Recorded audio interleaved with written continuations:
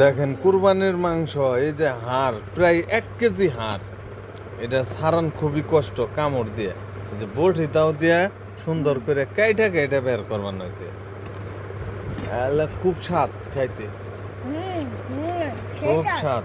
হুম, সেই স্বাদ হুম এত স্বাদ জীবনে খাইনি হুম এই যে ওর আম্মাই সুন্দর করে কাইটা দিতেছে, আর এই যে এই যে দেখ কিভাবে খাইবেন হয়েছে, খুব সুন্দর করে। সেই স্বাদ এত স্বাদ কুরবানির মাংসর হাড় জীবনে খাইনি কেমন করে বটি দাও দিয়ে কাট পান্নাছে এত সুন্দর করে। হ্যাঁ ঠিক হুম হুম হুম